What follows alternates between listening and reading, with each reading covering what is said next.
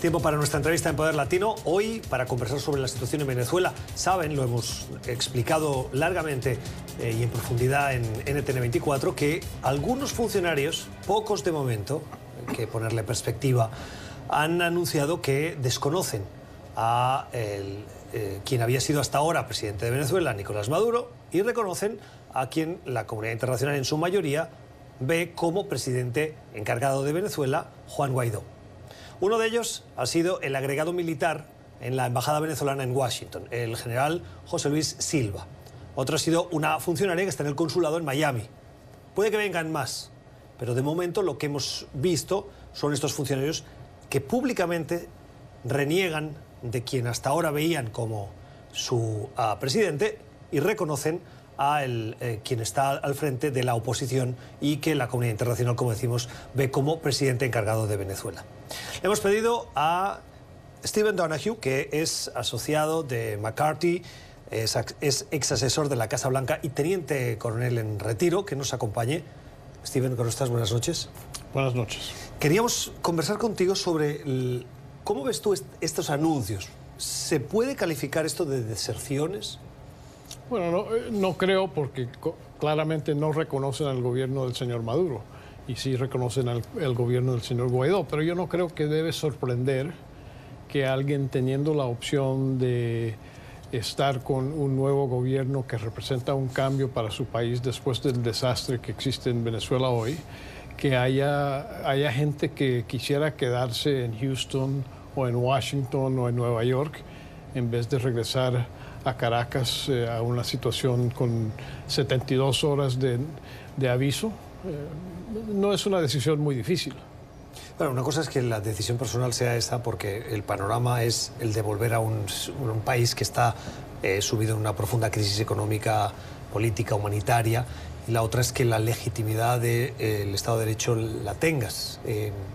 Hay algunos comentarios que de manera masiva leo en el que los tildan de oportunistas. ¿Usted también cree que son unos oportunistas? Bueno, ellos están tomando una decisión. Es una decisión personal y en este caso el coronel aquí en la agregaduría es un coronel que tiene 10 años de estar en Washington. Él, ¿cómo puede con 72 horas cerrar su casa, sus hijos, las escuelas, cualquier cosa que él tenga e irse?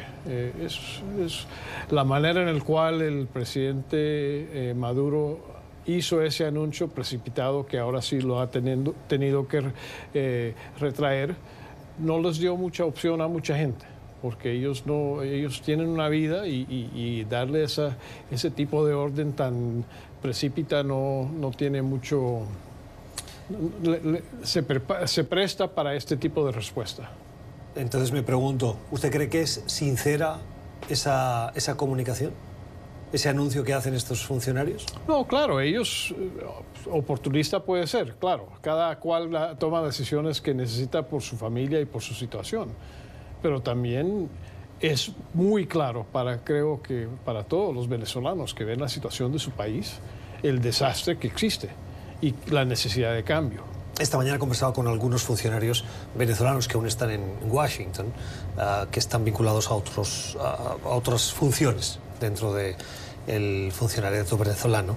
Y las diversas voces con las que he conversado de manera separada me decían que respetaban muchísimo, que no criticaban, que comprendían, que entendían que haya personas que puedan tomar esa decisión. Pues claro, es una decisión muy obvia.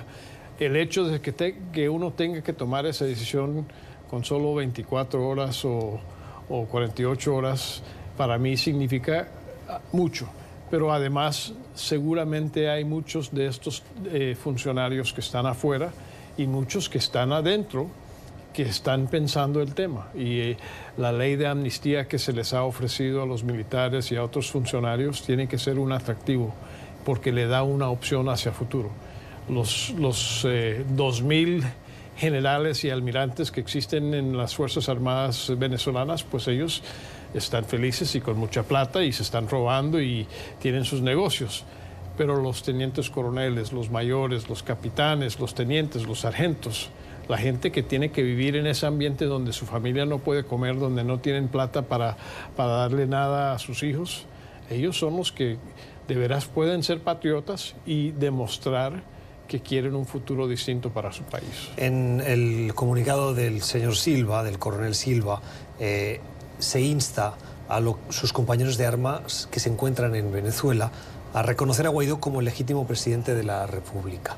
¿Cree que ese llamado por alguien que tiene una posición de coronel en una agregaduría militar a miles de kilómetros de distancia tiene efecto? Creo que el efecto es político. El efecto es que alguien públicamente está diciendo yo acepto a un cambio que ha ocurrido, pero no es un impacto. Él no comanda tropas, él no tiene una unidad de infantería o él no está en una posición, no es un general que tiene mando de algo. Entonces yo no creo que el impacto es más que político en el hecho de que hay alguien que sí ha sido un servidor del país que está diciendo ya no, ya basta. ¿Cuál cree que es el sentimiento, el ambiente dentro de las Fuerzas Armadas venezolanas? Veíamos a Vladimir Padrino el mismo día que el presidente Donald Trump reconocía a Guaidó como el presidente legítimo, el presidente encargado de Venezuela, salir a las pocas horas para decir, oiga, primero esto es muy grave y segundo hay unidad.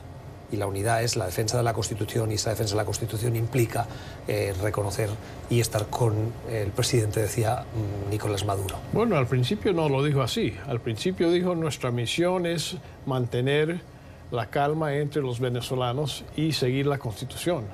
Solo al día siguiente declararon que respaldaban al presidente Maduro, y eso para mí fue muy significativo porque ellos están midiendo fuerzas, a ver cuánta fuerza tienen, cuánto siguen apoyando. El hecho de que el presidente Maduro va viajando a las unidades para reforzar el hecho de que él sigue en el mando, para demostrar que el liderazgo militar todavía lo apoya, demuestra que tienen esa preocupación.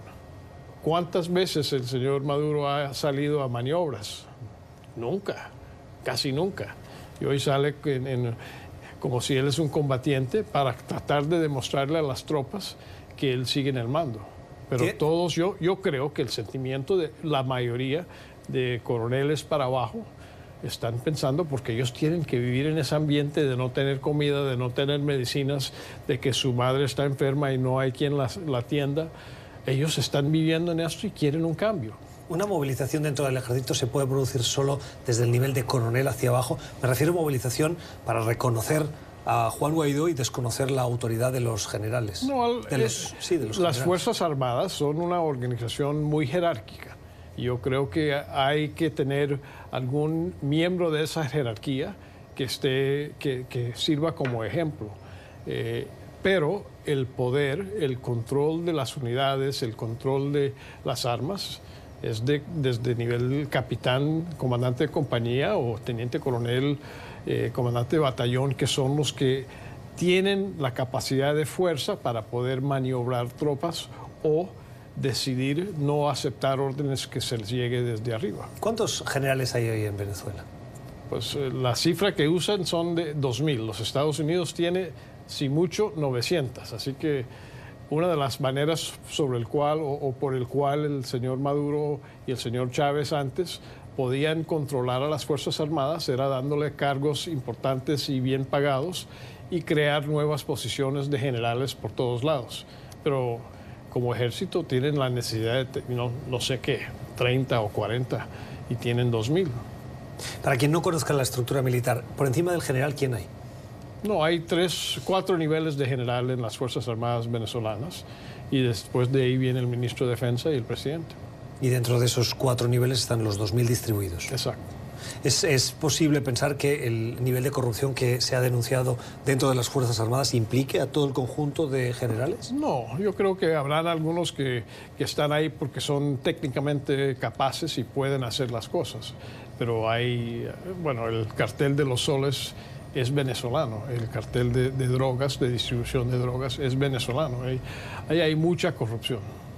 La corrupción llega por debajo del nivel de general, es decir, de coroneles para abajo? Pueden haber aquí y allá, pero la mayoría del patriota, soldado que vive en Venezuela vive en el mismo ambiente, con las mismas reglas y con las mismas faltas de cualquier otro venezolano. O sea, que yo le podría concluir de lo que usted me explica que el malestar por la situación por la que pasa el país se nota o se incrementa proporcionalmente a partir del coronel hacia abajo porque los generales viven bien.